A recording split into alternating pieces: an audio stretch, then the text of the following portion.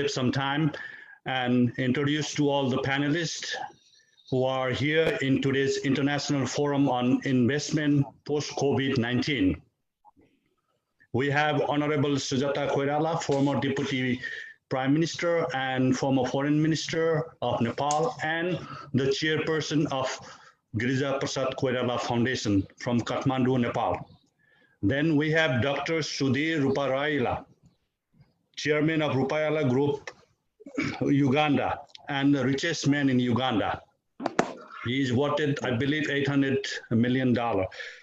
Then we have our leader, Himanshu Vyas, Secretary of All India Congress National Committee and Chairman of Foreign Trade Committee, Gujarat Chamber of Commerce and Industry. And next we have our pioneer and genius leader, Sam Pitroda, telecom engineer, inventor, and entrepreneur.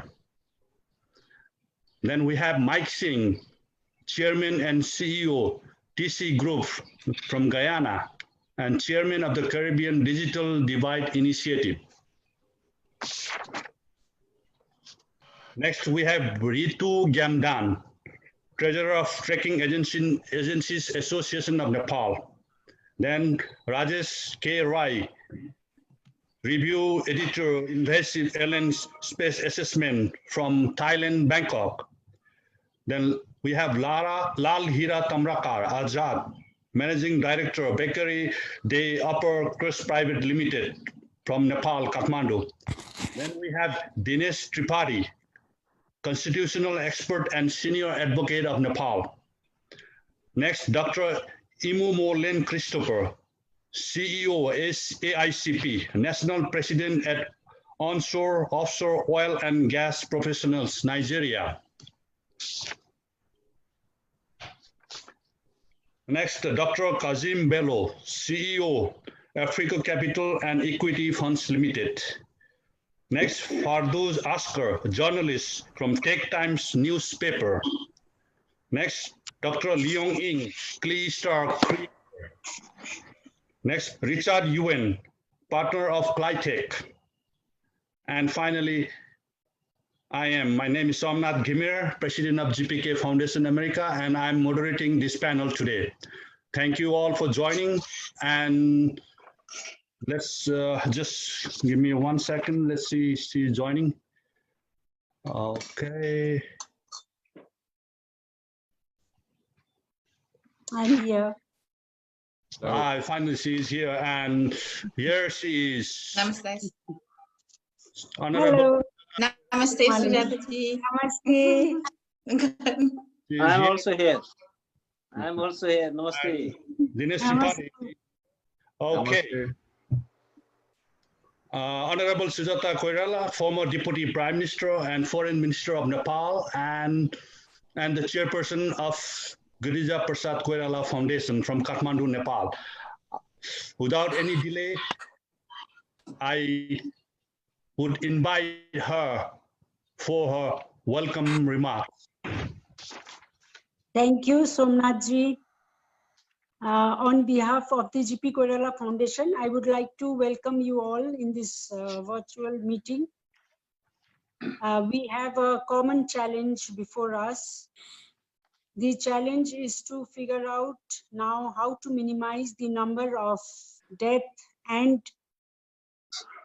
the economic and psychological devastation it will cause. For this, we need to heavily invest in education, health, infrastructures to protect the humanity, which I think is the sum of health, skills, and knowledge. We also need to put our investment in research and development. We need to encourage families, their neighbors, and their co-workers to work together and build community resilience. We need to have an aggressive agenda for additional investment in the fields of public health, vaccine and drug research, emergency management from both public and private sectors. At this juncture, our goal must be to develop vaccines for fighting coronavirus. Sushma Memorial Trust is at work in social sectors also, and running hospital, plastic and reconstructive surgery hospital in Kathmandu, providing health services and provide training with its branches throughout the country. The trust is engaged in providing education, providing internet facilities in villages. It is a long way, but we are determined to continue our journey. We have to prepare for post-COVID-19 to deal with a host of social, economic, and political issues. The biggest challenges, I think, will be the engagement of our youth in productive activities.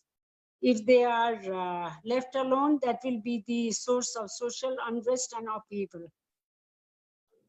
In our own way, Sushma Trust and GP Foundation are engaging youth at various levels throughout the country. We need more investments in health, education, and other social sectors to address the post-COVID-19 phase. We all have to come together, work together to protect the humanity from pandemic. Let us come together. The opportunity to save millions of lives cannot be passed. Pandemic does not wait us to think also. Let us start planning and preparing by investing in critical sectors that are directly related to people's health, education, and knowledge building. Thank you, and wish this meeting a success. And I'm very much eager to hear from all of you and learn more from you, what you have to say. I'm really very, very thankful and grateful to all of you. Thank you. Thank you, Honorable Sujata Koirala, for your valuable welcome remarks. Now, next, I'd love to invite Dr. Sudhir Ruparayala, Chairman of Ruparayala Group, Uganda, for the African region on investment regarding the post-COVID-19 and the growth of economic in the global arena. Please welcome Dr. Sudhir Ruparayala. Thank you so much. Thank you. Thank you for inviting me in this program. Now, one of the most important challenges that I see in post-COVID-19 is to, first of all, is how to maintain employment. Two, how to keep the consumer demand going. Three, Dr. Sudhir, can you just uplift your camera? It's coming only half. Is it okay now? Yes, perfect. Thank you. Okay. Can I repeat? One of the most important for me as a businessman and an entrepreneur is how to keep the employment going with the people we're employing, and also my colleagues, And second most important thing for me is how to keep the consumer demand going in the country. Because one of the biggest problems we see now, the employment and the consumer demand go hand in hand, and they are the most affected sectors. If the consumer demand is not encouraged, then the government itself will start running out of revenues. And of course, if employment is no, there further taxation collection by the governments are in total jeopardy. And when the government has no money or less money, all their programs are, will not be managed properly. And especially, I can only talk about a third world country that I live in this part of Africa, where governments are dependent on tax collection and also foreign aid money to support the balance of.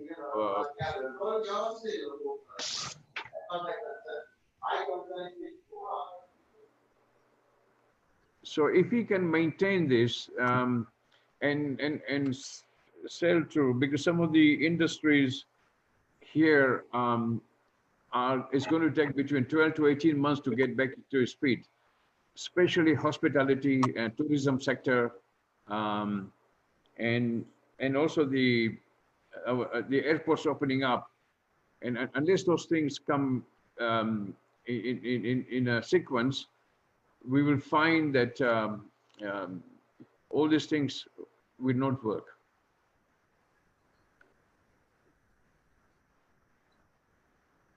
Thank you.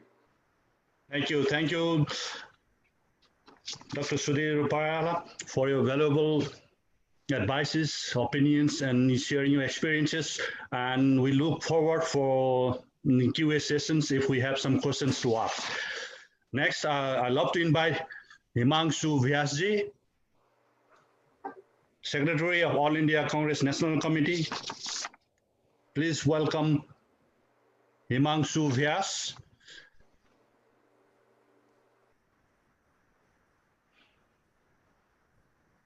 All right, he's not in yet, so we'll connect him later. So we'll continue the session next. Our genius and the entrepreneur and the inventor and the telecom engineer, Sam Pitroda. Thank you. Greetings from Chicago. Thank you for giving me this opportunity. My view is very different. I believe we need to evolve a new model. The design of the world that was conceived after World War II, mainly by US, which created UN, World Bank, IMF, NATO, WTO, GDP, GNP, that design has outlived its utility. That design was based on democracy, freedom, capitalism, consumption, and military. Then world was not connected. Then world was still colonized.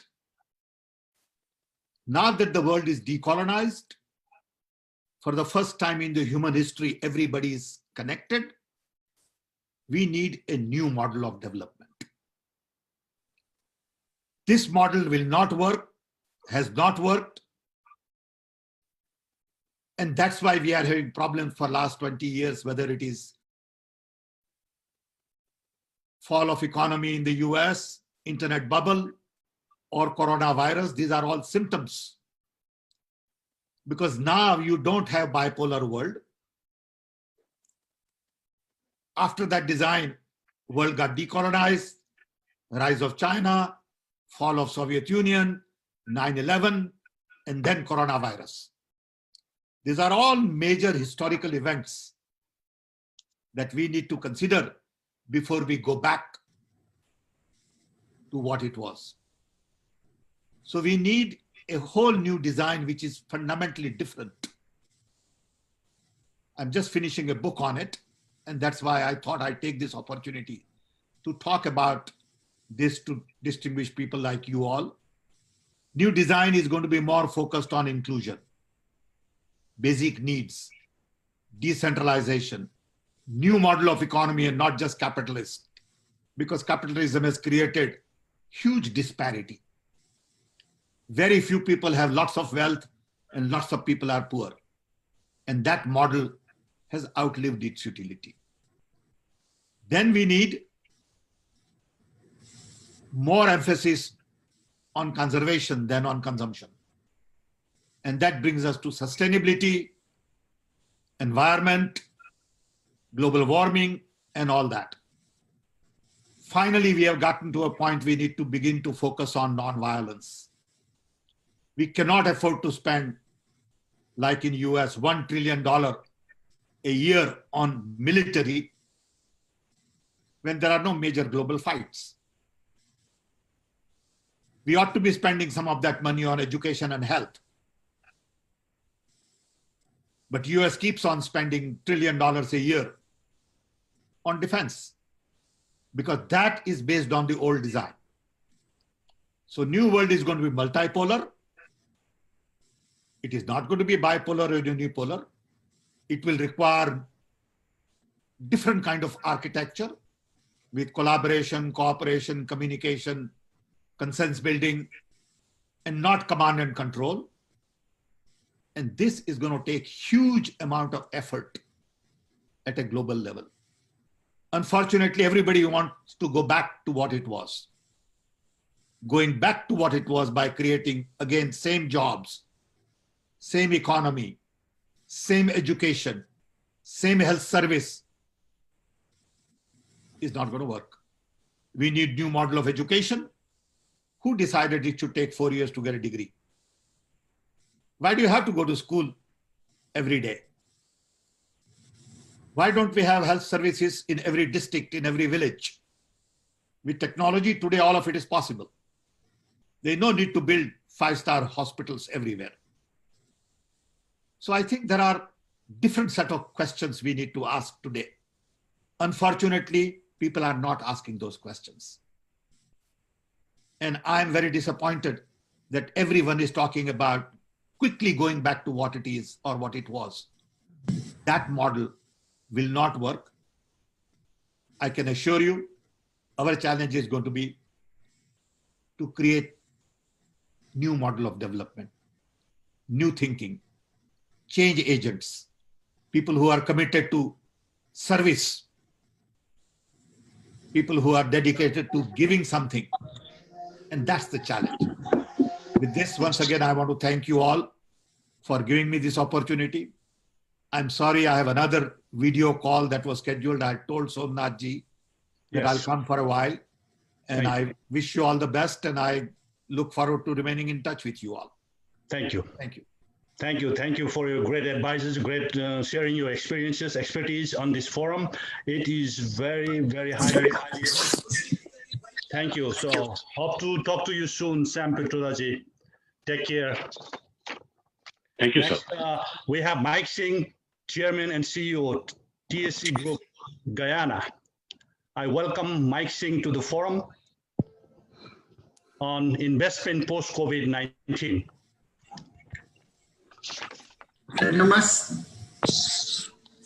Namaste, Somnath Ji, and my brothers and sisters. If there are any Muslims in the group, my salam to you and good morning, everyone. My name is Mike Singh. In fact, I was born in Guyana, small country in South America, the only one that speaks English. And today, Guyana is in a unique position where we have control of the 4th largest water table in the world. We are part of the Amazon. So unlike many parts of the world where you have a serious deficit of water, we have lots of it. We have good sunshine. We've also found lots of oil and gas. And I can tell you that can be a curse and it can be a blessing, because the next global conflict is not going to be oil or gas. Oil and gas has a limited lifespan. The shelf life of the oil and gas economy is limited. You look at global warming, you look at the problems we are having with hurricanes, typhoons, tsunamis, tidal waves. This is all because the earth is speaking back. Mother Earth, nature is revolting. So, 30 years ago in my more youthful days, I was reading about the ozone layer, being depleted. Today, you have things that are more immediate, like the global pandemic.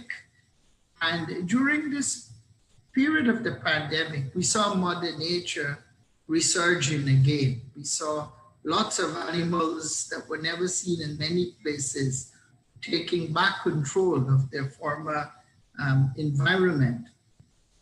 I grew up in a home without a telephone. I grew up in a home without a television. But my grandfather bequeathed to me an amazing library.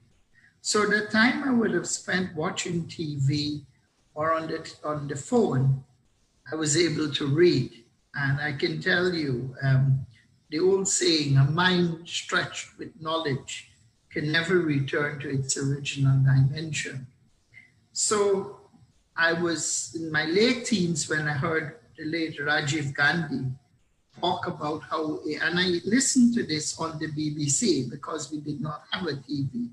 at home in Guyana. I remember Gandhi ji saying, Rajiv Gandhi said, India had missed the Industrial Revolution, but she was not going to miss the technological or the ICT revolution. And that inspired me in a huge way to go into the world of tech. And I ended up coming from a country where I did not have a telephone and where I did not have a television in the home I grew up in. By the time I came back to Guyana after my studies, my grandmother was still alive. My nanny was still alive. To see, we actually got a telephone in the house. Today, my cousins, they all use iPads, they all use the latest devices. And they all said, you know, what was it like for you growing up without a telephone? I said, you know, it was a different era. I think people had a lot more time for themselves. They were not being consumed by technology. They were not being consumed by Twitter. You know, I think there's going to be a lot of emphasis in the coming months and years on dealing with digital addiction. But to answer what we're doing in the context of the Caribbean, with this pandemic and leadership and economic revival, I want to highlight that today we are having this Zoom call, all because of the fact we in this technology sector 20 years ago saw the need to invest in scalable and upgraded communication networks. Billions of dollars were spent on laying subsea cables around the world and also terrestrial fiber.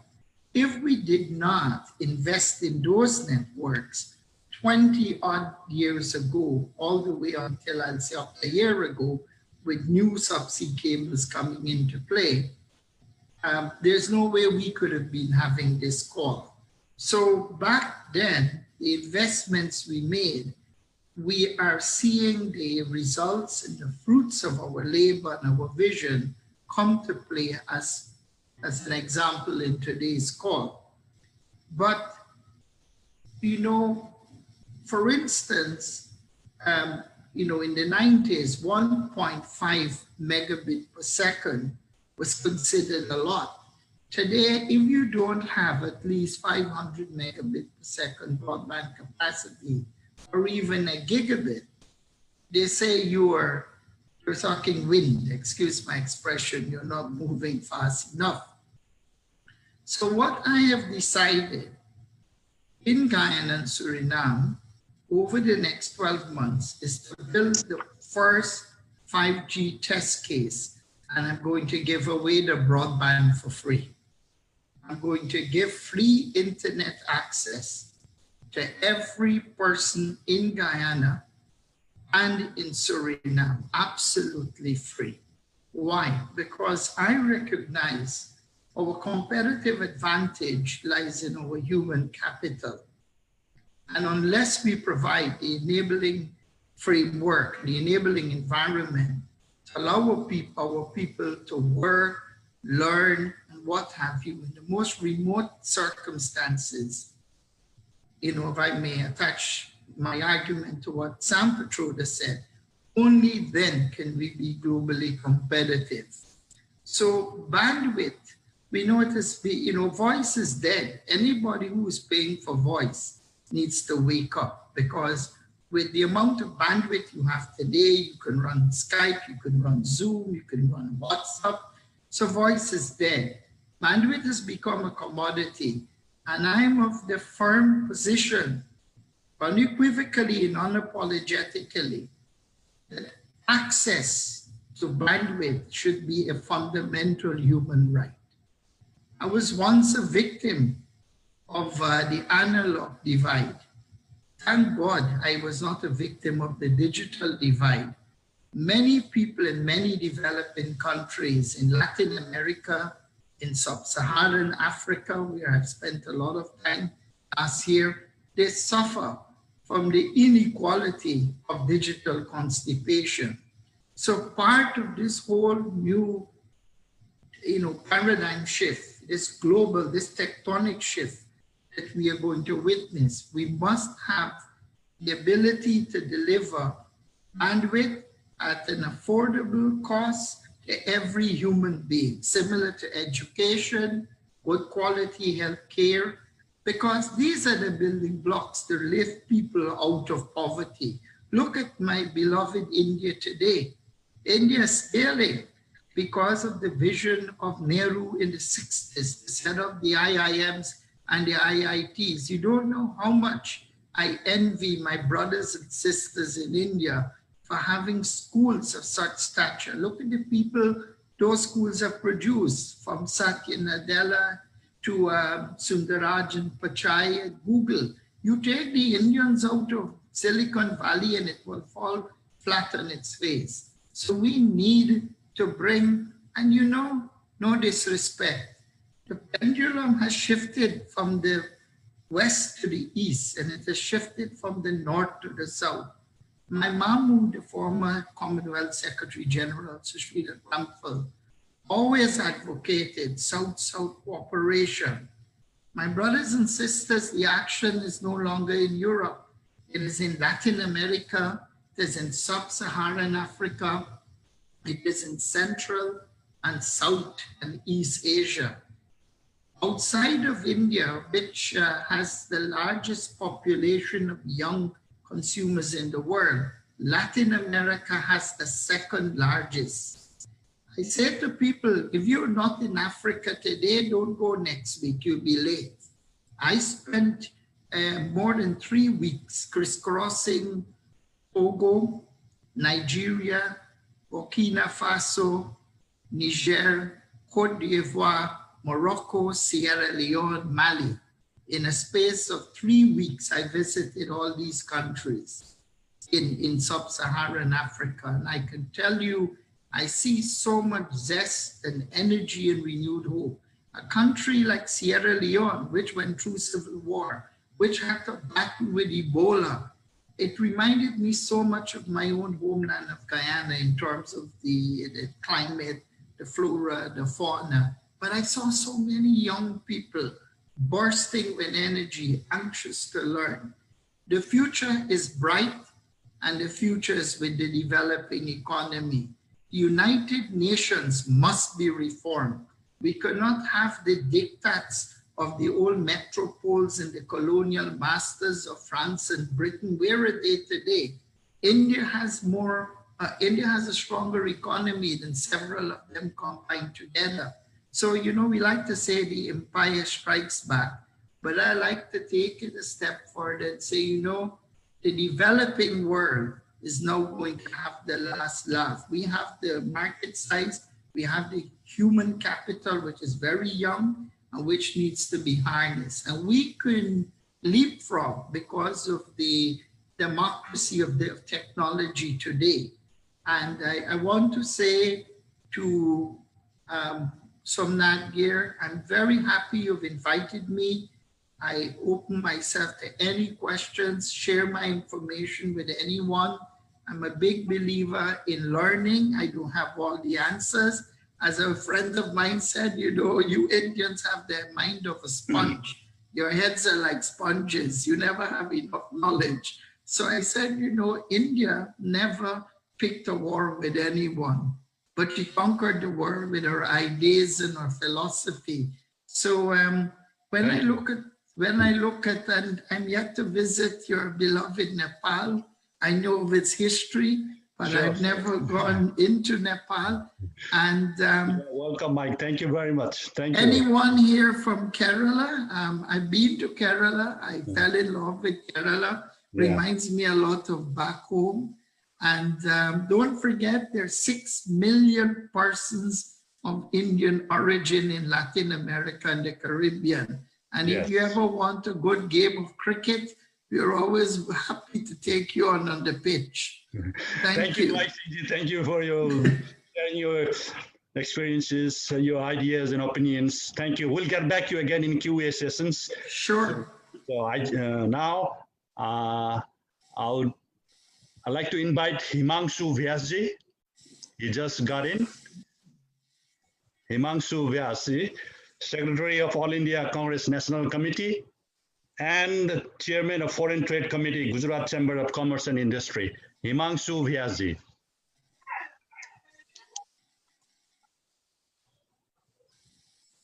कौन है भाई?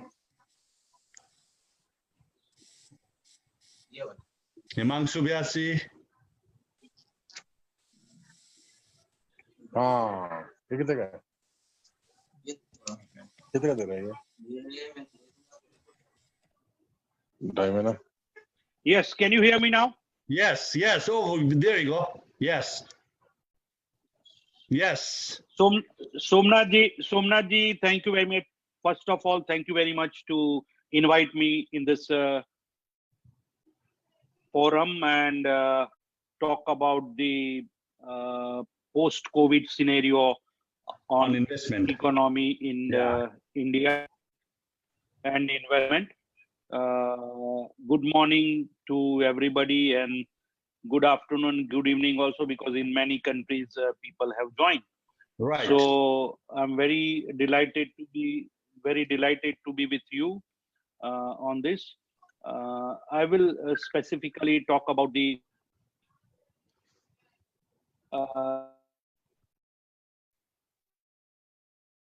Indian economy was really in trouble even before pandemic. It was slowed down. So during the pandemic, it is a world war effect going on, and India is the sufferer of that part of thing. Basic thing is that in economy, you have to have a strength of people who can spend money. And India, you know, it is a very lower middle class people. Many migratory workers, they are working from many state to other different state in different industries. And lockdown basically in India is not very successful because the purpose of lockdown is for the preparation of the fighting the pandemic. But we are not able to, our government is not able to sustain in that, and they could not do much more facilities in the health sector. And they have not even given right time to people to be prepared for the lockdown. So half of the lockdown people have started migrating from one state to another state, and there was a chaos. And poor people, where they will go? This is not the fight between bacteria and economy, a virus and economy. This is basically a fight of life versus life. And we have to be very alert in all this type of thing. Today situation is that people are not having job. In last 3 decades, India has unemployment. You know, India is the youngest country of the world. We have 65% people are youth between 20 and 35. Don't provide them proper work. And if they don't get work, it will be a big chaos in the country in future. And there are no plans as such. But economists like Amartya Sen, they believe that this is the situation temporarily during this pandemic. India can bounce back. We have to do a great work in health sector. We have to have a robust health system. And today there is a big scope of investment in India is a health sector. You will find a green field in health sector in India. And there is a huge scope in India about the health sector. People can come and invest, and there will be a big business in the health sector because people really require it. And there is a big gap between facility and this type of problems going on. Another thing is medium and small scale industries. India can provide the big base of medium and small scale industry. World over today, there is a feeling that we should avoid Chinese thing and all that kind of thing. And India can take that stage that India can be a big industrial hub, and they can be a, they can fill the space of China. But I believe that there is, I believe that India has to prepare for the, basically prepare for the infrastructure like power. In China, if we go and put a industry, there is a maybe 50 cent, $1, maybe 50 cent Indian 1 rupee is a power price. And here we are paying more. So it is a costly affair to go for the manufacturing. So we have to come up with the infrastructure. So there is a big scope of investment in infrastructure, like power sector. We are definitely trying in a big way for the alternative energy sources, like solar energy. We are day by day, India is growing very well, and there is a big scope of investing in alternative energy like solar and even geothermal. Definitely there is a big scope in India. So these are the major sector where investment, health sector, energy sector, and housing. Housing also can give a big way jobs. They can give in number of people can have jobs in housing industry, and there is a big scope of investment in housing industry also. But somebody has to design the economy, because after this COVID-19, this economical design will be changed. We have to redesign the economy, because I have seen a big way reverse migration. People previously they were coming from villages to city for earning, and now this situation is such, there is a huge congestion in the city, and because of huge congestion, this thing has taken much more. You see the in case of our state and our particularly my city Ahmedabad, it is on the highest of this COVID-19.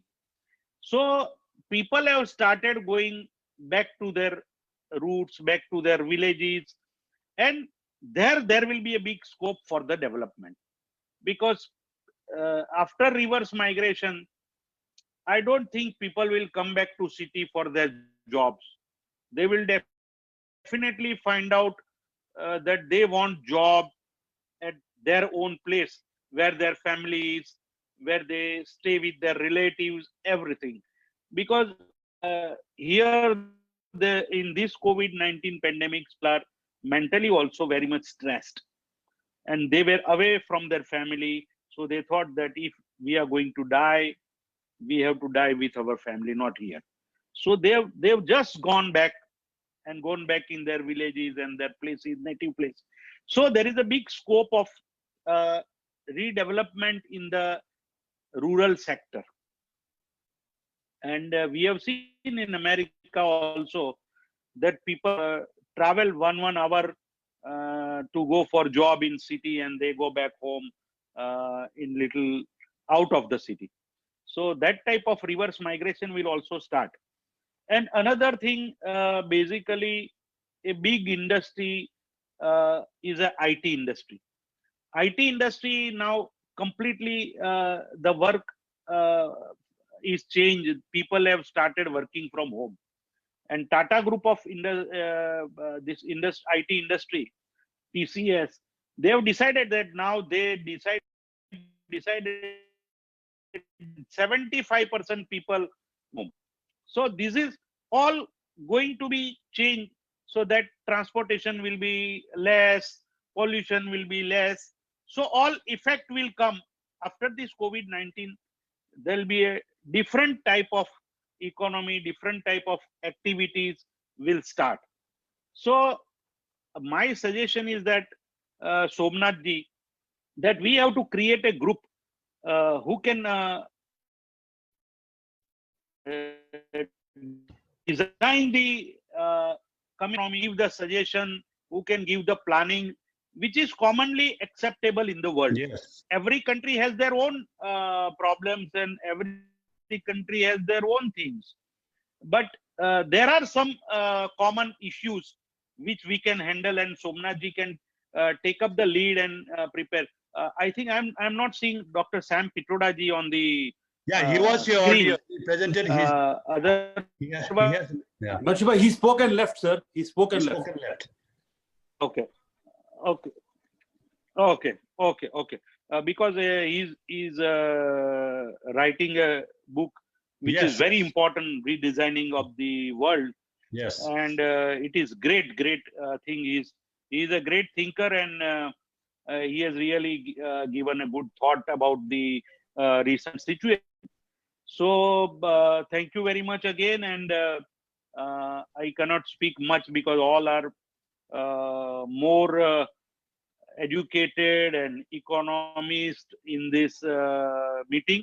Yes. But I have given my own views, what I feel about India. Thank you very much for giving me the chance, and I want to hear our all very much great Thank you. guest. Thank you. Thank you. Thank you so much, Himanshu Vyasji, for your Thank you, Somnaji. views and opinions. Thank and, you, Himanshu. Yes. So next, I would love to go back to Thank you, Malini. our constitutional expert and senior advocate from Nepal, Dinesh Tripathi. What is the constitutional provision for the international investment or any laws binding the international investor and entrepreneur? Can you just brief it about regarding the laws and regulation of Nepal? Please, please, Dinesh Tripathi, please unmute.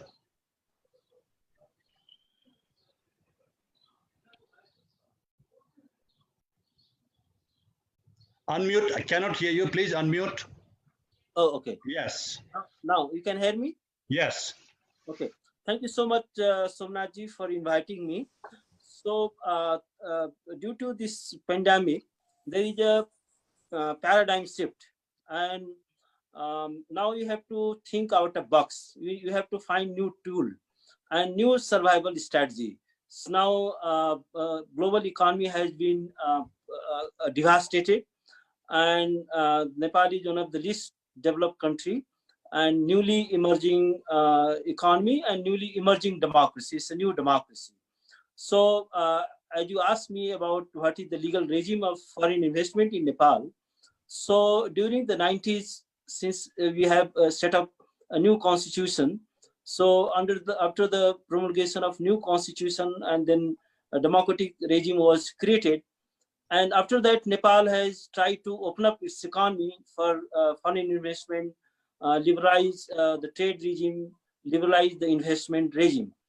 And then we enacted a series of laws, and Foreign Investment Technology Transfer Act. Now, last year, that act has been totally rewrite. So in order to capture the emerging scenario, and it had become more comprehensive. So then we have Industrial Enterprises Act. We have a Company Act has been totally rewrite. So and then we constituted investment board. So we can the foreign investment to attract foreign investment in Nepal, because Nepal is one of the least developed country, one of the poor economy, but it has a huge potentiality. Actually, the potential of Nepali economy has been underutilized. It has all the potential to be a next Asian tiger, because it has a huge potentiality in hydro sector. Hydroelectricity can be developed. Nepal has a huge potential for it.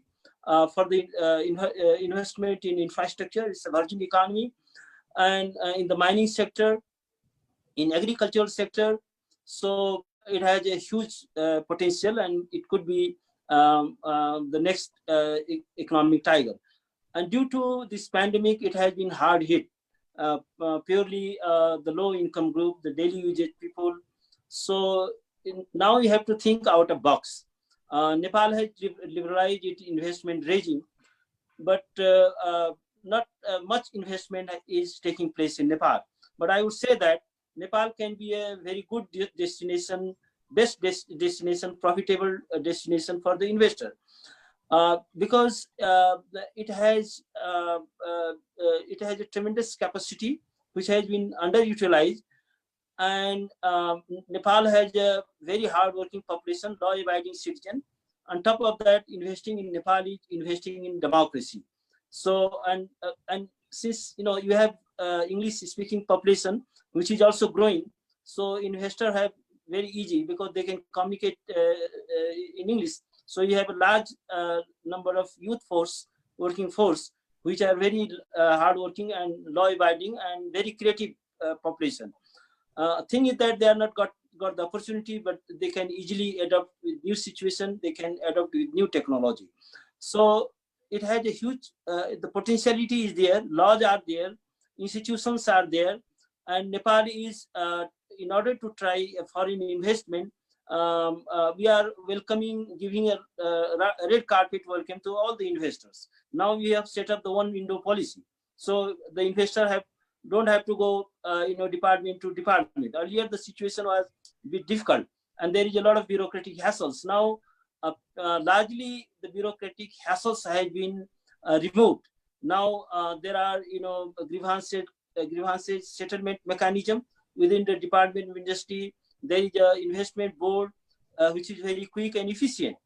And thing is that we have a independent court if there is any disputes, because if any commercial disputes are there, so the court system is very efficient, and there is an independent court, and it can decide it, the dispute in a very in a efficient manner and based on rule of law.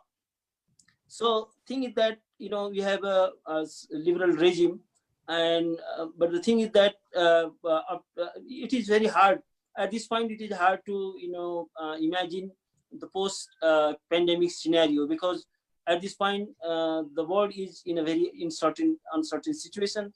But thing is that we need to be hopeful, because the human race is not going to die. It will be there, and we have to find the new strategy, new survival strategy. Our economy has to survive, our population has to survive, and we have to build a new tools for the survival. And now as Sam Petrada has already mentioned, that the consumerism based the pattern of growth has to be avoided, because the economic growth is important, but thing is that it's not enough. How the economic growth will translate it into human welfare, how the wealth which has been created through the economic growth and development will translate it into the human welfare, translated into the human development. So our purpose of economic development is to empower our population. We need inclusive growth, inclusive development, and because if you in the name of economic development you create a model which create only winners and losers, it's not going to work.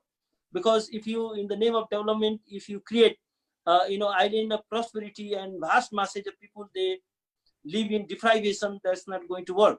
That will not, the democracy won't survive, because we need a stable economy in order to make democracy work. Because there are certain level of income, certain level of public certain level of economic human welfare, human development. So you have to invest in our people, and then we have to find a new strategy, because Sujata ji is already mentioned that we have to target how to remodel our education, our health system.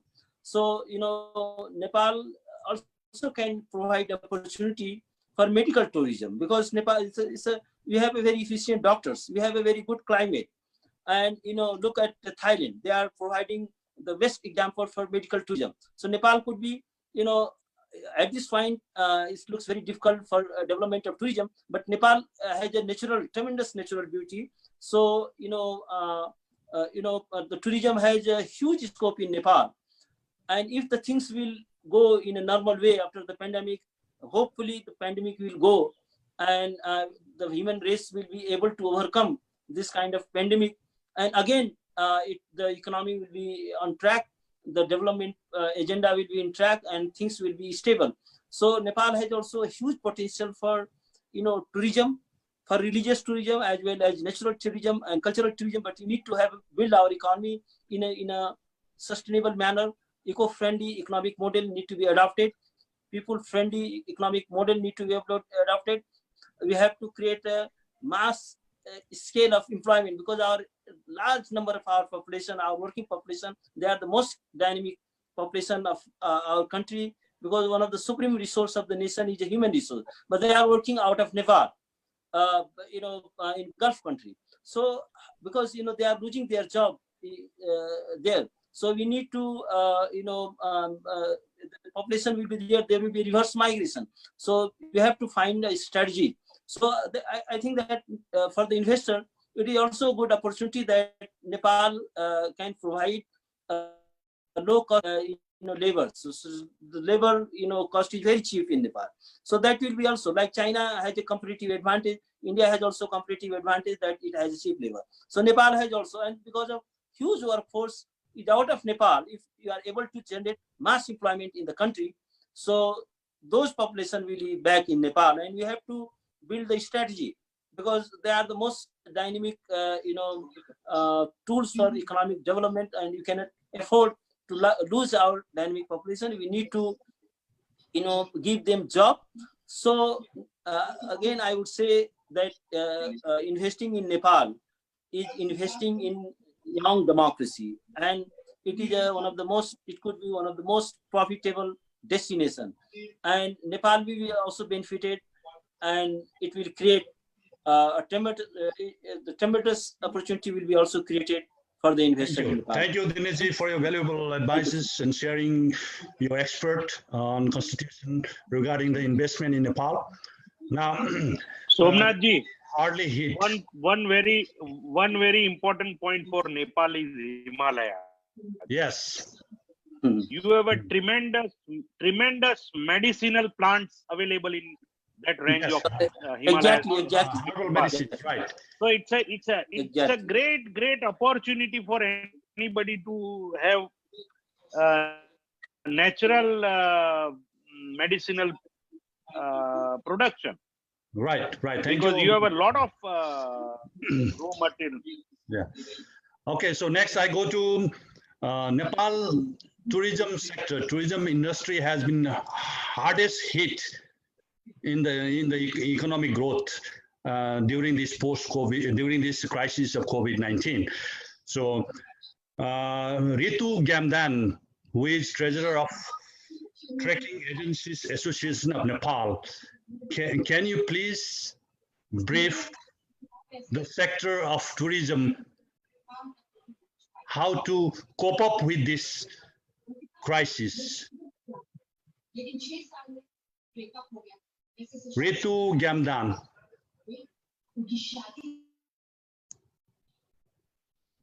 Please unmute. Yes. Yes. Are you hearing me? Yes.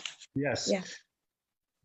I would like to thank President of GPK Foundation America, Mr. Somnath Gimre, Chairperson of GPK Foundation Kathmandu, Nepal, former Deputy Prime Minister and Foreign Ministry of Nepal, Honorable Sujata Koirala, all panelists and participants. Good evening and Jai Nepal from Nepal. Well, as per the latest available data, tourism contribute 10% of the total GDP of the country and employs around 1 million people directly and indirectly. Among the tourists visiting to Nepal, trekking is one of the most popular touristic attraction, and it has been recorded that 16% of the total tourists visiting to Nepal come for trekking and expedition. Tourism in Nepal had a setback in 2015 because of the earthquake, but bounced back quickly from it with record numbers of people traveling to Nepal in the following years.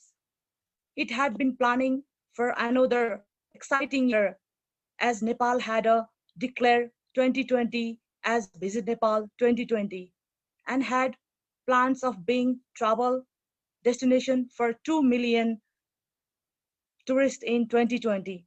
tourism sector that also include the trekking, mountaineering, hotels, travel, airlines sectors had been investment made into it, anticipating a surge in the business of the Visit Nepal 2020. Unfortunately, things have not gone well, not for just Nepal, but the entire all the world, as we were all struck by COVID-19. Nepal government cancelled the program, quickly announced that the country would go into the lockdown state, which is effectively meant that there would be no traveling at all. Now we are already into the third month of the lockdown and looking forward anxiously like all the other countries who have been affected by the endemic. As we expect things go better sooner or later, we are looking forward to our transition into post-COVID situation. Tracking rules and regulation may be required to be reformed to ensure it is updated with the post-COVID environment. As the international travel and tourism may look different to post-COVID, Nepal also needs to keep up with the changes and also come up with incentives to stand out as a safe and attractive tourism destination. As the economy up with as the economy around the world recovers, the tourism sector across the world will also be looking to rebound and may also be competing with each other for decreased number of tourists compared into the times prior to COVID-19. Therefore, a strong coordination in between the private sector tourism and the government to come up with rules and regulation that will identify Nepal as a safe and attractive tourism destination. In the meantime, tourism sector in Nepal will also need to look into the domestic tourist market as the increase in the number of Nepalese outbound travelers in recent times shows that there is growing population in Nepal who can contribute to tourism sector of Nepal. In recent years, this has already been observed in the many population trekking destination of Nepal where domestic tourists would be virtually non-existent in the past. Trekking industry is Nepal hasn't tapped into the domestic market yet, and this could be potential market to look into when people may still have hesitation to do international travel. Disaster risks reduction in the trekking sector in almost non-existent, and it's all about some changes to it. The entire trekking industry is closed and hundreds and thousands of people are left unemployed without any source of income. It is second time in 5 years where the trekking industry is at complete shutdown, as this also happened during the earthquake 2015.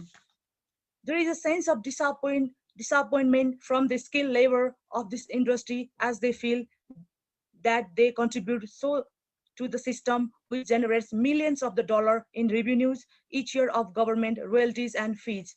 In a country like ours where hundreds and thousands are capable, labor force is moving abroad to for leisure skilled work. We will need to make sure that skilled of labor of this industry do not follow the same path. This might be results into the shortage of skillful labor, which may not bring some negative impact that may have social, economical, psychological impact on the estimated 1 million people who are in this sector. Therefore, it is essential for all related stakeholders to work on some sort of safety net program to minimize the social, economical, psychological impacts brought upon by nature disaster to the tourism industry and its labor force. The mentioned factors are some of the major topics among many that will be needed to be reviewed by all involved stakeholders for the post-COVID tourism scene. Prompt and thoughtful action on these matters will be crucial to reviving the tourism industry once this ongoing endemic finally ends and maybe prove to be positive signs that encourage further investment in the tourism sector of Nepal in the post-COVID days. As a developing country like ours, who are seeking to promote entrepreneurship within the country to create employment and reduce the current brain drain of the country, we must try our best to provide the best available opportunity for investment in tourism, a sector which has been considered an important economic sector of Nepal. Once again, thank you so much, Chairperson and Moderator Somnath sir. I really appreciate for everyone listening me passion. Thank you so much. Namaste. Thank you, Ritu Gamden, for your sharing your experiences regarding the tourism sector, tourism industry of Nepal and investment post COVID-19. We look forward working with you and your industry to uplift the economic in the tourism sector. Next, Dr. Rajesh Kumar Rai from Bangkok, Thailand. Hello, namaskar. Thank you, Somji, and thank you, Sujata Didi, for this opportunity. I will a little bit focus on what should be the new pathway for Nepal and developing countries. And I agree with all that we need to think a new normal, that the existing normal cannot work. So new normal could be building the wealth rather than earning the money. So we should focus on producing the basic needs for the local demand and sell the excessive. So we need to think that the humanity cannot be survived with the existing economic models because the likelihood of pandemic has increased over the past decades. So this COVID-19 is not only the last because there are almost 1.7 million unknown virus living on mammals and the water birds, which have potential to infect the human. So when there is the more interaction between the human and the wild animals, like if we destroy the forest, and then maybe the likelihood of having the new pandemic is more. So these frequent new diseases and climate change, we have to consider as a signals of the nature to the humanity that we have to control our economic activities within the limit of the nature. Because nature has the critical role in economic development as it provides raw materials for the production and also act as a sink of the waste produced during the economic process. So if we use more than the production, or if we produce more waste than the assimilation power of the nature, then maybe economic will be collapse. So we have to consider the limit of the nature. So this means that this clearly suggests that we need to focus our economic activities in the primary production sector, or we should have enough to support ourselves first. Otherwise, economic will not be strong. So the debate would be, are you going to have the big economy or the strong economy? So this situation already shows that we need to focus on the strong economy. And this is very crucial for the developing countries like Nepal, where people are struggling for the basic needs such as health, education, and food. So these people who are in the rural area are not only suffering from the pandemic situation, but also from the climate change that is hitting them and also the economies. Therefore, immediate need is to increase the primary production, which is agriculture and the forest-based products. So these sectors in the developing countries and in Nepal are at subsistence level. So new normal pathways should promote these primary production sectors through the technology input. So technology input could be the new investment sector that we have to think about the processing of the agriculture products, processing of the forest products, and we already discussed that processing of the medicinal herbs. that when we think about the health sector, then it should be promoted with our medicinal herbs and Ayurvedic. That's we are practicing since long. And this could be also the central point in the Himalayas. So the new pathway we are discussing, when I saw this look back, this is not really the new, because our greatest leader, BP Koirala, has envisioned 5 decades ago that all households should have enough production for their livelihoods. Cattle for milk, it means that they should have the enough nutrition and have easy access to basic facilities such as education and health. So what we are thinking right now, that when there will be the reverse migration, then how to make the village self-sufficient. So this is already envisioned 5 decades ago. So we have to think from this way. And of course that we have the hydropower, but we have to think hydropower that only exporting the hydropower cannot sustain the economy, cannot make the economy strong, but we need to use the hydropower for the production. If we invite the foreign investor for this industry in the Nepal, when they use the hydropower, this is really carbon neutral. It means that it will also give them the new certificate that they are really think about the environment, and they will also gain the social benefits also. And also they have the strong presence in the market. I think these are the things we have to look for the new normal. Thank you. Thank you so much for your sharing your expertise and experiences and valuable advices on this forum, Dr. Rajesh K. Rai from Bangkok. Next, Lal Hira Tamrakar Azad. What do you have in mind for the secure investment in the industry that in COVID-19? First of all, I would like to thank you, Somnath Dai. And again, I would like to thank you, Sujata Didi. And also, I would like to thank you, Dr. Rajesh Rai, giving me this opportunity to talk to you all expertise. I'm very glad to speak here today.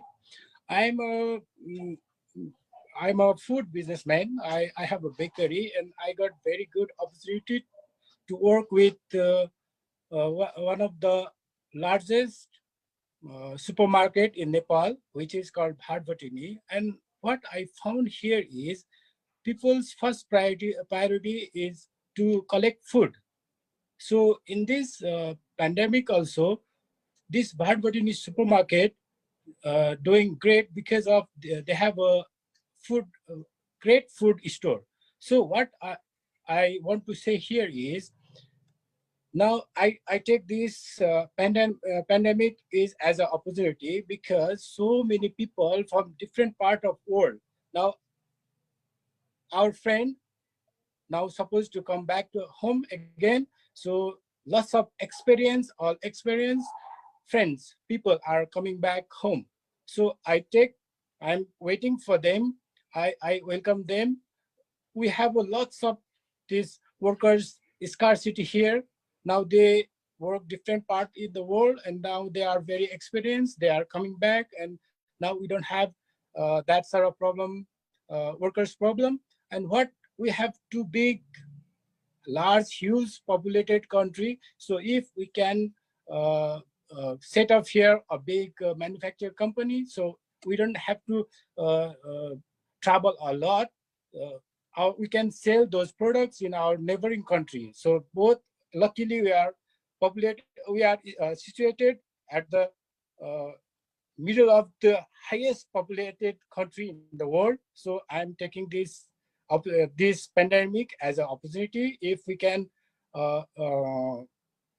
have a good factories here in Nepal, especially in food sector, it would be very, very great for us, especially in dairy, poultry, and agriculture. So today, I don't like to take lots of time from all of you, because here what I found is, in this pandemic also, as we are related to the food line, so we are not suffering a lot, and we are being alert, and people are excited. Only food chains are getting better nowadays. So what I suggest, or what I want to put here is, if we can work for the agriculture field or poultry field or the dairy field here, we can invest, and we can export to India also, in China also. So I frequently travel both this country also for my business. So I take this as a big opportunity. All my friends, experienced friends, workers are coming back to Nepal again. So I'm waiting for them. I'm happy. This pandemic, we cannot do anything, but we have to work for the future. We cannot worry. We don't have to worry too much about the pandemic. Let's work for the future. So what I suggest is, let's do something great here. Let's invite people here. We have lots of very cheap workers are coming back. Experienced workers are coming back to Nepal. We can invest here, and foreign investment, how foreign investment comes in Nepal is if we can give them some return also.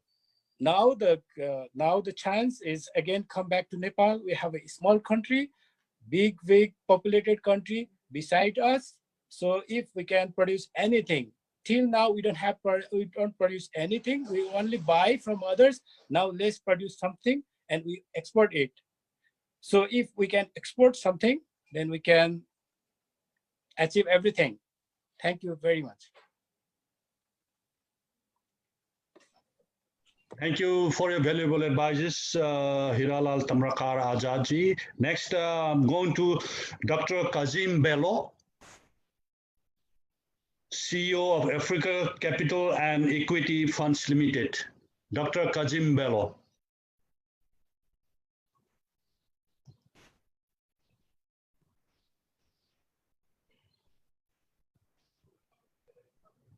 Thank you very much.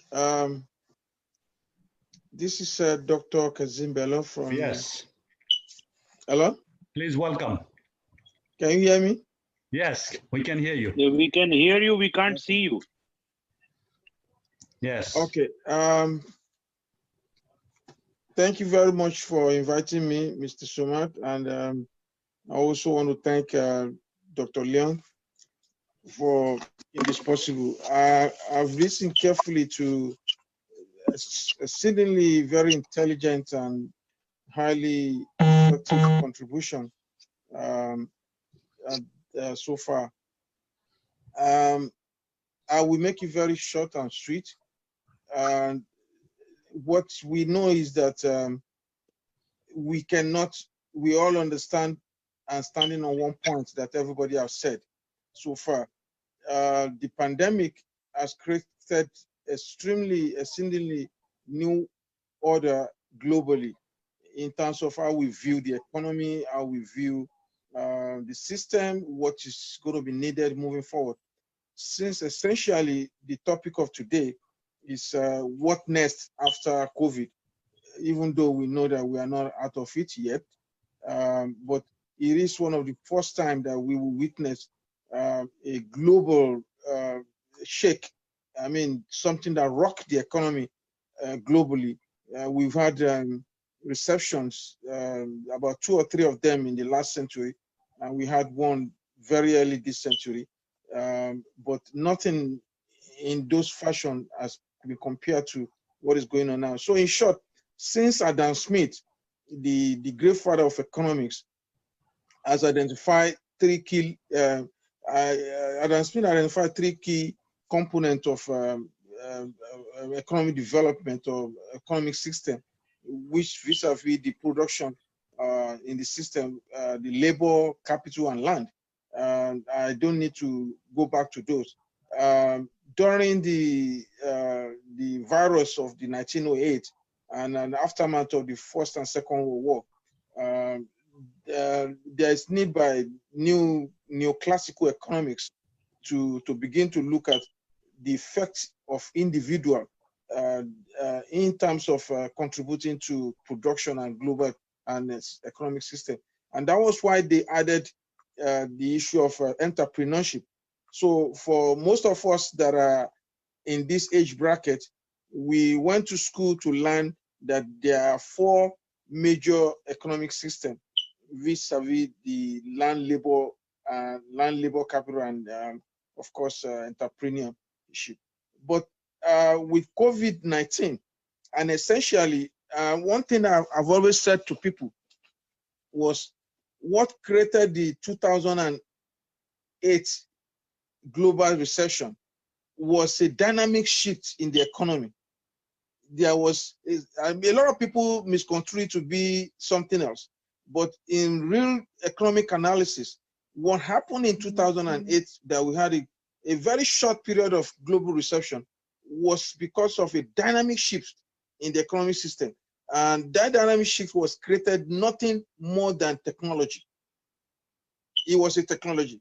It was the beginning of the global focus on 1G, 2G, 3G, and then in fact 3G had not come as of 2008.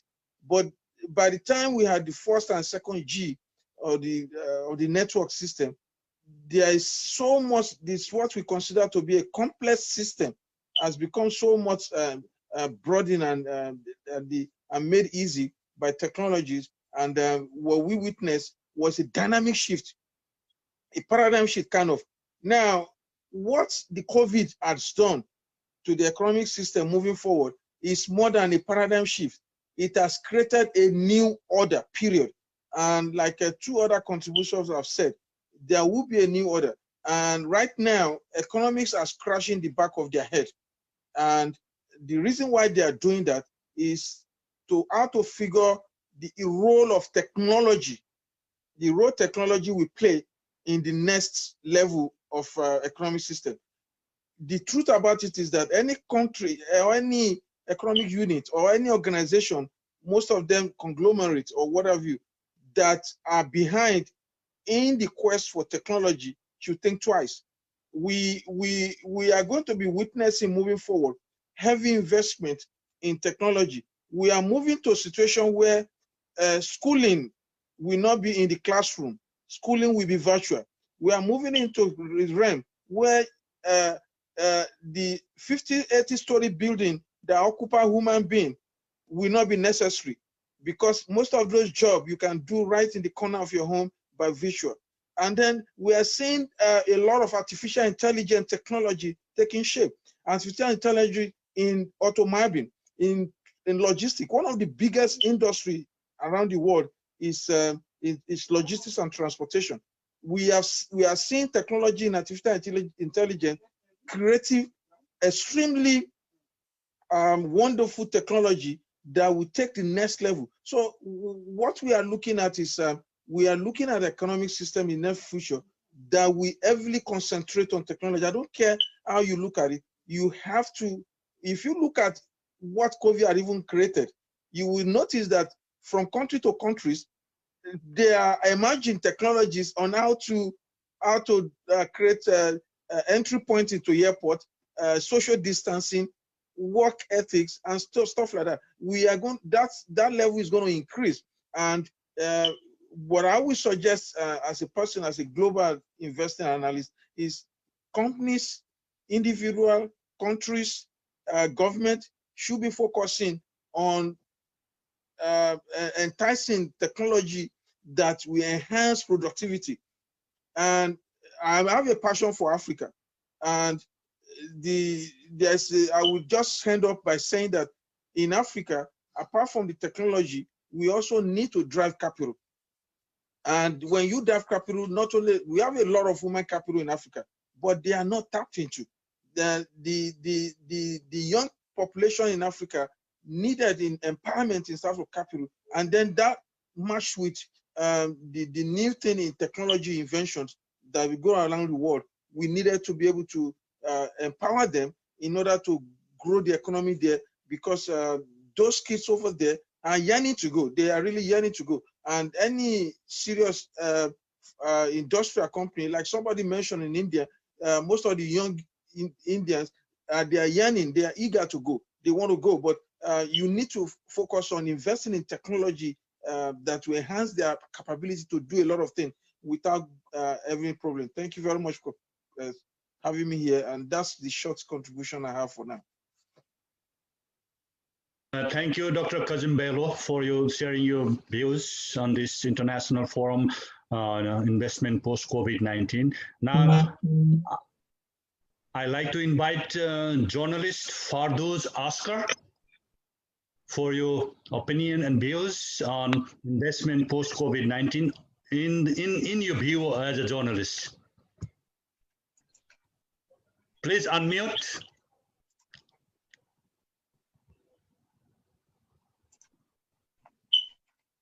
Unmute, please.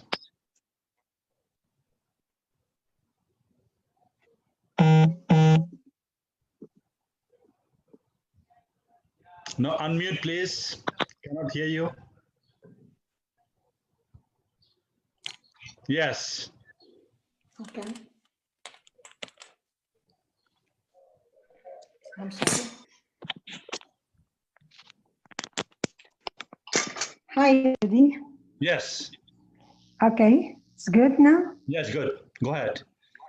Okay, thank you, President, for having me today with you. And first of all, I would like to thank for GBK Foundation to hold this conference. And secondly, happy honor with Deputy Prime Minister Saga Kerala. Sujata Koirala, yes. Yeah, who share again this international forum. Thank you. I'm so sorry because I missed the journalist session, okay? Right. First of all, I'm looking and I hearing all my colleagues today about the investment in Africa and Nepal and many countries. But let me ask all of our colleagues.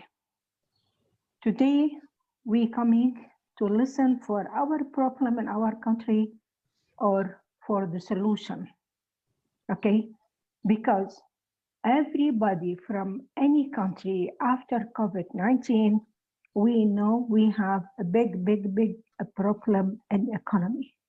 All the country, down economy, they lost their jobs, more poor people. We need money, we need power, we need a plan, you know. I'm talking as a journalist from my experience, 25 years in this field, okay? And maybe I'm the only one who came from the Middle East. I'm Jordanian, from Jordan. And Jordan, it's in Asia, okay? Like Nepal, like India, like blah, blah, blah. Our problem in investment and in economy, our governments, okay? Nobody can work with the government and he can make good economy or raise up his economy in his country. And this is true. Please, nobody can blame me, but this is the truth. Look in America. I'm living in America and I'm talking with you now from South Carolina, but mainly I live in New York. But by COVID-19, I locked down here in my son's home, okay? I'm looking for the people. The people as immigrants here, the government pay money for all the people who sit down at home and look down $1,200. But the immigrant, and they have a green card and they working, they didn't pay for them. This is another discrimination, big discrimination by work, jobs, technology, color, religion, everything. And we couldn't, as a seminar or small group now, to solve all these problems. And the economy is dependent on all these problems. But I will not take more than my time because it's need the session and session and session, the discussion, and every one of us put his idea, his suggestion on paper, and we can, one item by second, by third, we can discussion all these. And I think if we do that plan, we can succeed and in very, very short time. First of all, we need to look the government or the country who has a money power, who can help us as non-profit organization or as a group of this seminar or whatever. And we need a few of us has very good experience to and talkative and to be it looks like us and ask the government in that countries to help us to start, but without money, without planning, without any idea how the percentage in Nepal, many people lost their work. In Jordan, many people, in America and everywhere. We need numbers, we need figures to depend on, we need study, and it's take long time. But if every one of us working on his experience in this field, we will succeed by a very short time. And for our Excellency Corilla, excuse me, I know that you are from the government and you have good experience in that. And please correct me if I'm wrong, because you have a good experience and respect name in all around the world. And I search about you and I respect that you are a woman like me, okay? We can feel by these people. With all my respect for other colleagues from men's, but we can do many things we believe in. First of all, we need to make new investment in tourism. Every country has a very things in tourism in her country. Many things. Look to Jordan. How I will talk about my country to make investment, and we have more 3 million refugees from Syria. We have 1.5 million refugees from Iraq. We have 1.5 million workers from Egypt, from Africa, and we are very, very small country. We are smaller than Nepal, and we have nothing to sell, just the salt from the Dead Sea. And Israel sharing us by this Dead Sea.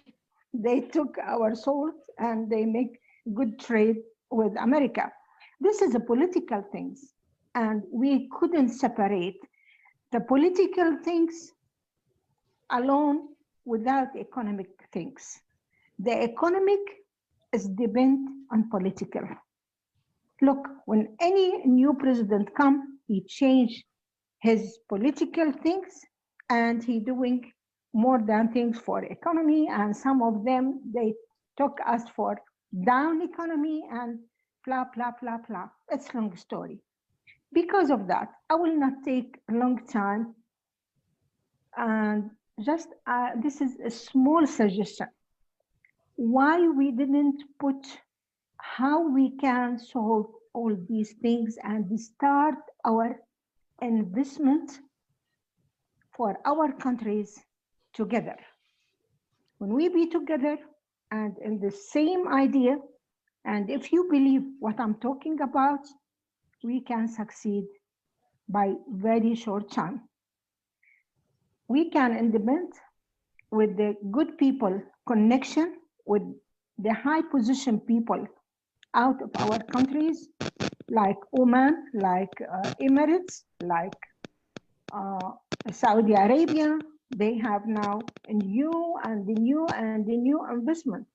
And they don't care because they high oil, fuel, a lot of money, but we need somebody to persuade them to make care, to help these people, to make investment.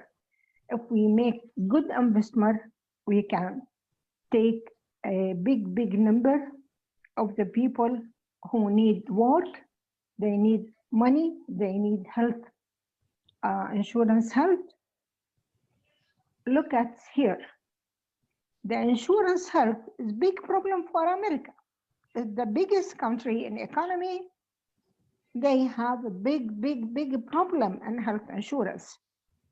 If anybody died and he haven't more than $16,000, they couldn't burn him or make a funeral. Look, we have to invest in human being around the world.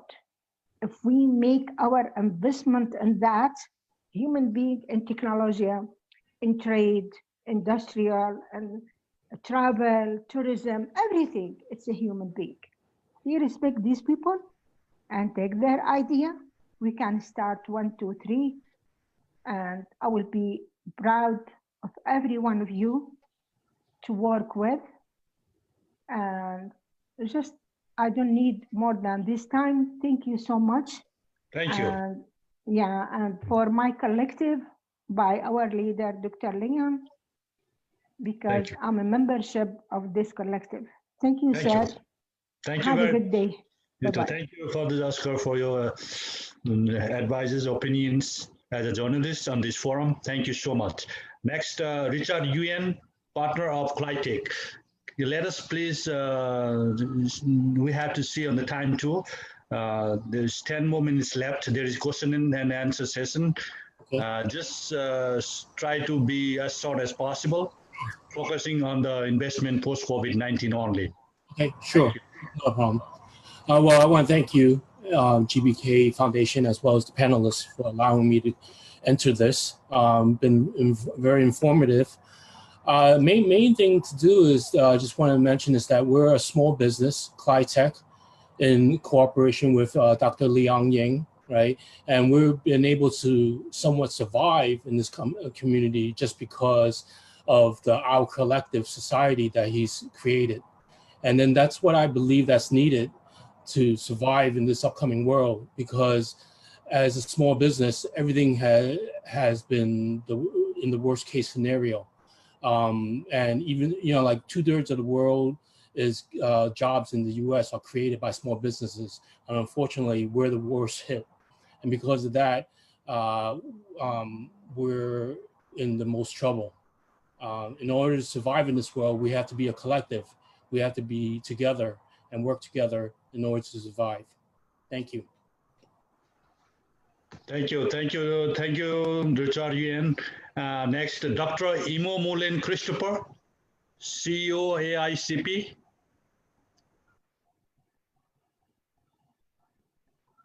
Dr. Imo Mullen Christopher.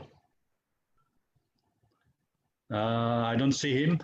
And the final speaker of this forum, the panelist, Dr. Leon Ying.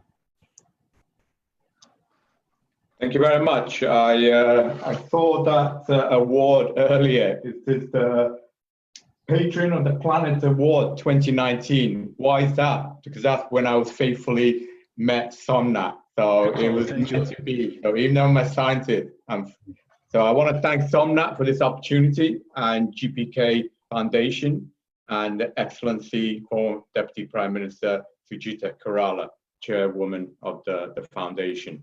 So a lot of you have mentioned we need a new paradigm change. Absolutely. I think the biggest paradigm change in the economic of the world was when the gold standard was removed. I personally think that was a disastrous thing, because it turned money into monopoly. And we're in this trouble because we're playing with monopoly money. There is going to be a huge paradigm change coming now. I think many of you said that. And we, of our organization, will be launching on the 23rd, One Humanity, One World Manifesto, with ideas of how this new world will come about with new economic paradigm, which also take care of our planet, not just humanity. We take care of humanity and we ruin our planet, then we ruin ourselves. So even though there's a paradigm shift, I'm going to talk about this because this is an investment forum. So I'm going to talk about the organization, our collective, our involvement with investors, and how we can move forward together with the partners that we have. So I'm just going to generalize the type of investors. There's two types of investors. There's the state one, the public state-funded one. Everyone knows about China Belt and Road Initiative. So we are also have connection into that. But as every one of you realize now, and it's all politics. Right now, China's investment, because of coronavirus, have brought a lot of difficulty. Obviously, for example, to get a Chinese investment, a country, a nation has to sign a sovereign guarantee fund back. The problem with that is if a nation cannot pay back the interest loan on that, then they are penalized. A classic example, of course, in Sri Lanka, the port, that they signed an agreement with China, they could not pay back, and now they have to sign a lease to China 99% of that. China invests heavily in Africa. Our organization are also working very, very actively in Africa. Dr. Bellows and I was actually talking to a Nigerian government entity yesterday, and on 23rd, I'll also be on a panel of Nigerian public government agency to talk about how the new paradigm, how the new investment will be involved. So I'm not going to cover because I said to you, China now is trying to survive like everyone else. Therefore, it will probably be more concentrated on investing internally within its own infrastructure. So how China moves forward to invest in other nations, whether the Belt and Road Initiative will survive, only the future will tell. So now the other group of investors that we are involved in, which is the one that I really, really want to push ahead, are the private equity fund. To be honest with you, they're the only one that are cash rich right now. Nations are pretty much either bankrupt or near to bankruptcy. They don't have enough money. They've spent enough. Like America here, Fadou's mentioned, America has released a $3 trillion initiative plan to try and get the economy. They're talking about releasing even more $1 trillion. Where is this money coming from? It's coming from the future. It's not coming from me. It's coming from your children, your grandchildren. So we're just piling debt upon debt. Therefore, nations can no longer invest in other nations. They're trying to invest, they're trying to survive on their own. Private equity funds are actually cash rich because they have no opportunity to invest in. And we work with several private equity funds. Just to tell you, one of them, which I'm really focusing on, and I'm hoping we can partner, and this is what we're offering to Nigeria, they've actually generously changed their term because of COVID-19. Pre-COVID-19, we were able to offer their investment as a loan. When I say a loan, it means like a mortgage. It means a nation that took their loan had to pay it back. So depending on the project, it could be 5 years, it could be 10 years. If you did not pay that back, you will again be penalized, or when I say you, the nation that takes the loan. But because of COVID, they have generously, sorry for my pronunciation, changed their loan structure so that it's no longer a loan. They know the pain that is suffering a nation, and they want to be part of that partnership, this new paradigm working through our organization. So they are now willing to do it as a full investment, not a loan. This will be a full investment. In return for the investment, they will take equity share in the project. Therefore, they will take on all the risks. When I say take on all the risks, they no longer require the loanee to pay back any of the investment cash. So they're willing to take on that risk. Therefore, I'm asking you, my colleagues out there, and Kazim knows, and fathers know, and Richard know, is that we are working predominantly right now in Africa, but we are looking for other opportunities, including Nepal. I have a dear love for Nepal. I've been there. I love the country. I love the people, and I would love to be part of the restructuring, part of the reinvestment of Nepal as well, Asia. So you want more details, I will be happy to deliver the details through Somnath. But we have people that are willing to back this new paradigm. So with our manifesto that we're going to be releasing on the 23rd, with our new investment strategy that's based on pure investment, not on a loan. So our investors are taking on the entire risk. We hope we can be part of this new enlightened new world that's coming. So I want to thank again GPK Foundation for this excellent forum and talk about the future. God bless you all. Thank you. Thank you. So we have entered into the 10 minutes QA session now. I have a couple of questions as we are in the Facebook Live, and I have a couple of questions from our viewers. Before we get into the QA sessions, I would like to acknowledge some of our important participants here in this forum. Harbhajan Singh, ESQ, and Secretary of IOC USA, Indian Overseas Congress USA, Secretary Harbhajan Singh, ESQ2, attorney at law. Next, we have Malini Saha, very active leader, community leader, social activist, and human rights fighter leader. Next, we have the president of Center for Women of New York, Victoria Piloti. So these are the most important participants. They are listening and learning, and in the process of learning, as I say, we learn every day something new. Now, I would like to invite Harbhajan Singh for your 1 minute remarks on this post-COVID investment. Thank you very much. First of all, I believe that we are in the cross point of history at this point, and we are very soon going to wake up in a fresh new world. Everyone is speculating what is going to be after COVID-19, and nobody knows the answers. Whether we are going to have countries without borders, is geopolitics going to be changed or affected, and in what way? What kind of UN are we going to have? What kind of remodeling will it undergo? Do we still need Security Council, and what kind, and what combination, and what veto powers? All these are going to be revisited. There is a new wave in the world. The racial bias is also going to be checked, will be studied. It's a worldwide phenomena. We cannot live in isolation. No country can live in isolation. We're having new oceans and new environment. Fish and animals are going to be in plentiful now because the cleaner waters and fresher. In New Delhi, they say now they can see the peak of the Mount Everest.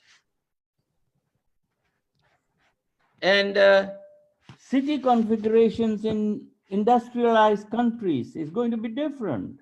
People are leaving the cities. They don't need the big cities. They're going to live they're going to be living outside the cities. Hospital visits. How are doctors going to see patients now? It's all going to be different. University, the other day, my granddaughter was in admission and I was talking to a professor. He said we used to limit our admissions to only a certain amount, but today we can we can accommodate 15 times, 20 times more than what we used to do. And we don't need these buildings anymore. Things are going to change. We all have to wake up. We all have to be prepared. And there will be good. We will have to go back to our own religions and get answers, some answers. But things are going to change. Thank you. And 1 minute before, if I may say so, first of all, I want to thank you, Somnathji. You are not only a wonderful host, but also you are always doing great things in your community. Thank you. And you utilize all your networks. Thank you. And contacts to benefit everyone. Yes. We salute you, and truly, you are truly a dynamic leader. We thank you, sir. Thank you. Thank you. We all work as a teamwork. It's all teamwork. With all your supports and suggestions and advices, we move along and build our community better and better ahead. Next, Malini Saji, please, 1 minute thought. Yes, I thank Honorable Mr. Suryata Kudalalaji and Somnathji for hosting this event. I think we have been able to learn so much about the global situation on investment post-COVID-19, what each country's citizens are going through. And of course, I was very fascinated to know so much about everybody's experience and what they are going through right now about the situation. And I think I look forward to another session on this topic, because I feel everybody has very strong views on where our new world, the new beginning is heading. And everyone's input is wonderful to know, sharing ideas on what one can do. Thank you. Thank you, Malini ji, for your short and sweet remarks. Yeah. And I have one question for Dr. Sudhir Purpayala. I don't see him. Next question goes to Dr. Mike Singh ji, Chairman and CEO, TC Grove, Guyana. Please unmute. This question is from one of our viewers from Kuwait. What would be your right recommendation or suggestion for the secure investment post-COVID in country like mine in Nepal? Okay, namaste once again. Let me recognize and acknowledge the Honorable Sujata Koirala. I didn't know she was on the call, and in such exalted company. Having been the foreign minister of your country, you recognize the importance of multilateralism to a small country like Nepal. It's similar to Guyana. We are members of the UN like Nepal. We are members of the non-aligned movement like Nepal. So being small doesn't mean you cannot be effective. You've got to walk a straight but narrow path. Like Austria, you're a buffer between India and China. For Nepal, I see four things. First and foremost, you have a very rich history. Having been the birthplace of the Nirvana of Asia, of Buddha, of Gautama, of Siddhartha, you brought light to humanity. So Nepal, having been the birthplace of also Mother Sita, consort of Lord Rama, you have a very rich historic past. And in terms of your flora and fauna and your history, you must focus on using culture and heritage tourism as a differentiator compared to regular tourism, and move beyond just the trekking. Your rich culture, your rich heritage, your rich past. Secondly, you have a lot of hydroelectric power, a lot of hydroelectric potential. If you could do, and I'm pretty sure you must have an estimate of your total hydroelectric capacity. You can attract companies like Google and Facebook and Amazon to set up large data centers in Nepal using the water that can produce cheap electricity to cool these data centers. So your hydroelectric power can be monetized to create an entire industry of eco-friendly data centers. Thirdly, I think Nepal can and must join the Commonwealth.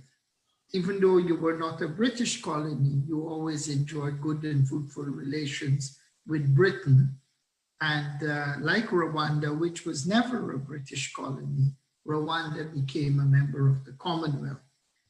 Being in the Commonwealth affords you a lot of advantages to work with similar size, small developing countries like Guyana, like Barbados, like Fiji and others, and even with the more developed ones like Canada, Australia, New Zealand, and also smaller countries like Malaysia and Singapore, and of course your neighbor India, on whose experience you could draw. So broadband should become more available. You should make it available to the masses. And I believe if you can find a way as part of a national government, this has to be a social undertaking. It could be a public-private partnership, and I'm happy through my foundation, the Demerara Charitable Foundation, to work with GPK Foundation on how we could democratize broadband, make it available to the masses.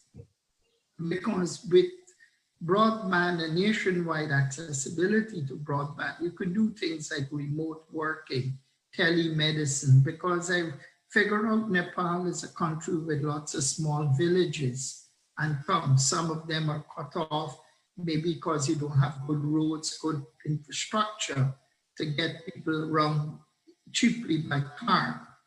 They can still be connected to the ecosystem using 21st century connected networks. And most importantly, the most important resource of Nepal is its human capital. Without people, nothing can be done. Technology is irrelevant if you don't have an educated and literate and competitive nation. I like to talk about the United Arab Emirates as a good example with Sheikh Zayed, who created a nation. And he always felt, you know what? I'm not going to take any of the wealth I have. I can't take it with me when I die.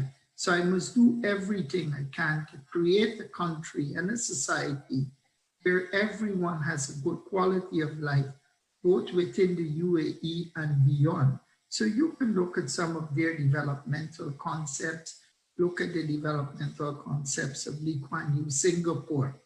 One of the greatest challenges or impediment to development is corruption.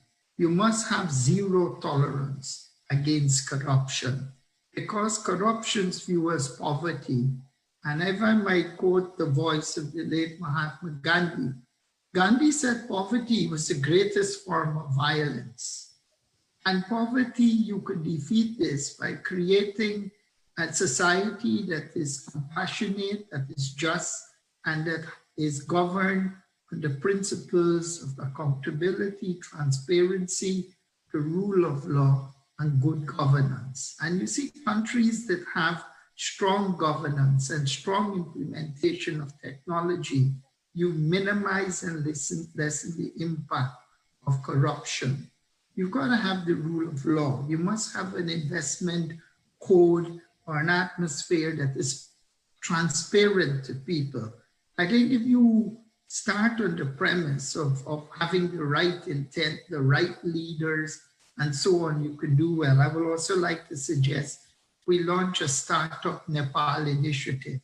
There are many bright people in that country, I'm sure, and they just need a push. We need to create the enabling environment for them to discover their true human capital. That is my small contribution to a country that I'm yet to visit. Thank you, sir. And if I might add, Somnath, I was reading about GP Koirala. Yes. And I was very pleased to know we are born the same day on July 4th. Wow, lucky, huh? So you must be the next Prime Minister of Guyana now. No. I'm a humanitarian. I want to help humanity. You know. Okay. Thank you, Mike Singh, for your sharing your views on these questions, and I hope we can learn a lot more. You are highly knowledgeable humanitarian, as you said. Thank you. Yeah, and we keep learning and we keep in touch. And the final questions and closings goes to Honorable Sujata Koirala, former Deputy Prime Minister and former Foreign Minister of Nepal and the chairperson of GPK Foundation. What is your view or what is your advices on our panel today about investing in Nepal, secure and future betterment of the future post COVID-19? Unmute, please. I think in Nepal, after the COVID-19 pandemic, it will be very useful to invest on hospital equipments, medicine sectors, medical sectors, and also education, and like school and colleges, universities, they are not well equipped. We have to build infrastructure for them, and internet services are not available. We realized now that the students, like Mr. Singh said, in villages, in mountains, in remote areas, there is no internet, there is no system, digital system that they can go and learn from online. So we have to improve that part. And people, the students, they don't have computers, they don't have online education system, and it has affected a lot to the children. At this time we realize this. So I would suggest, and tourism is very important for Nepal. Two big nations, China and India, with so big population, we were having a lot of tourists from both the countries, and but now it is all blocked, blackout, and very sad situation. The hotels, the big hotels, small hotels, they are all closed down. They don't, workers are unemployed, they cannot pay salary. So it is a very difficult time. So we have to also think what we can do, how we can now, like tourism, tourism, how we can plan for the tourism industry in a different way. Maybe like there are no flights right now, and all the people, who have gone to other countries to work, all those workers, they are coming back, and they have no jobs. So we are going to face very difficult time after the pandemic. It is not going to be easy for a small country and least developed country like Nepal, and we have to really plan how we have time now, and the government should plan, we should plan how we are going to adjust these people, how we give them employment. And we have a lot of opportunities. Nepal is a small country, poor country, but everybody has like land, agriculture land, small house to live, and very minimum simple life. Mostly people live, even if they are in the remote area, they were living with the hotels and small hotels, small business, like के भन्छ चियाको पसल, tea shops and, small shops in the villages. They were making money and they were living reasonable life, very simple. And but now it is going to be, they are going to be affected. So we have to think about this new world now, which like Shamji, Sam, what his full name I forgot. Like Shamji mentioned, now we have to model it in a new way. The new world, after the Second World War, it was differently modeled. The whole infrastructure was different, and now we have to, after this pandemic, we have to see the world in a different way. We have to make it different, different way to work and system and organize it, our society and our people to organize in a different way. I think he's also writing a book. I'm very interested to meet him and talk to him, because he said a few things really very remarkable, very interesting. I have even noted it down. I'm going to listen once more to all of you. I will sit and listen, and a lot of things I have learned today. Thank you so much. It was so interesting. And GB Foundation is also doing a lot of work. I would like to invite you, whoever is interested, to work with us together in Nepal. We have a plastic and reconstructive surgery hospital. Right now, our hospital is empty. There is no patient coming because everything is locked down. Everywhere, everything locked down.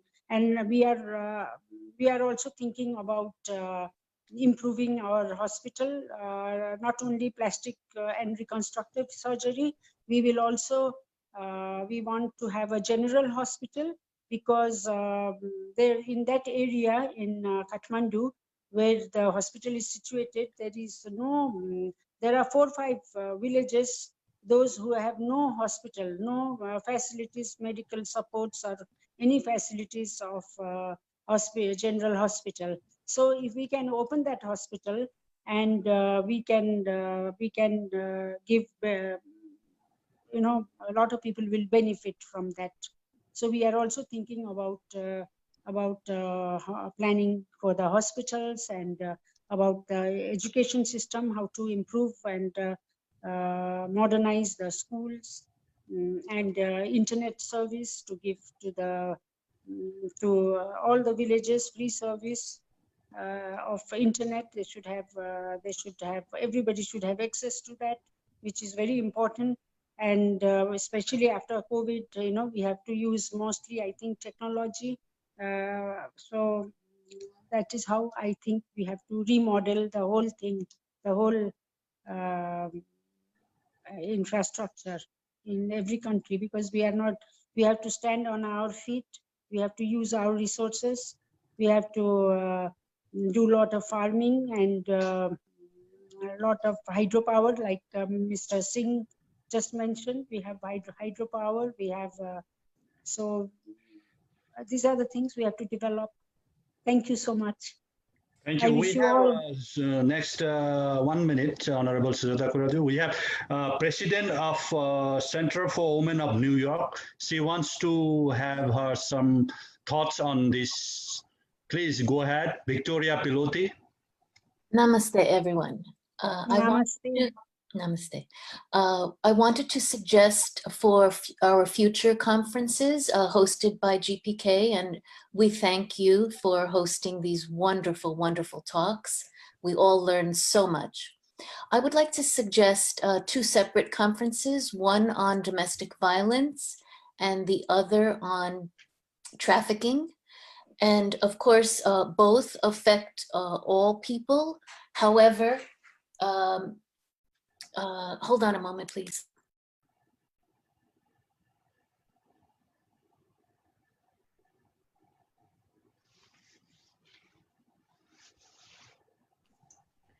And of course, they affect all people. However, the Center for the Women of New York focuses on women, not to discriminate against men, but we need to focus on women because in most countries, we need help. The laws don't always protect us.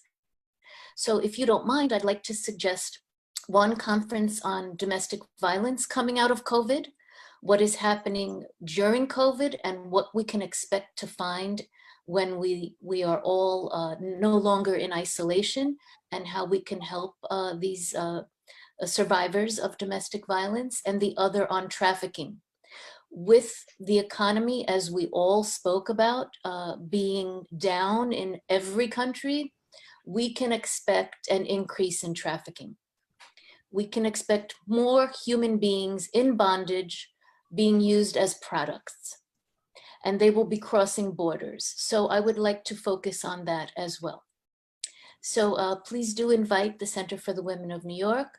Malini Shah and I have been hosting local conferences with much success. We learn much, we share resources with other organizations, and we help fight these two serious issues.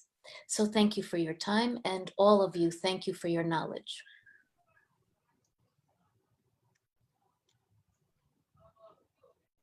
All right, so thank you so much, all the participants, all the panelists, and the chairperson of the GPK Foundation, and former Deputy Prime Minister and former Foreign Minister of Nepal, Honorable Sujata Koirala-ju, for your leadership and advices, suggestions, great going on the journey of foundation globally. And we look forward working with all our partners, all our seniors, researchers, intellectuals, educationists, doctors. We have a journalist. We have been doing close connections and sharing each of our experiences to build our community, our nation, our society, a strong foundation for our future generation. Thanks again.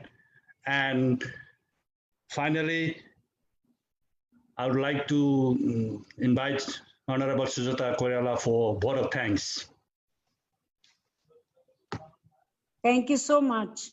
I'd like to thank everybody. It was really wonderful listening and learning from everyone. It was a wonderful conversation and ideas came.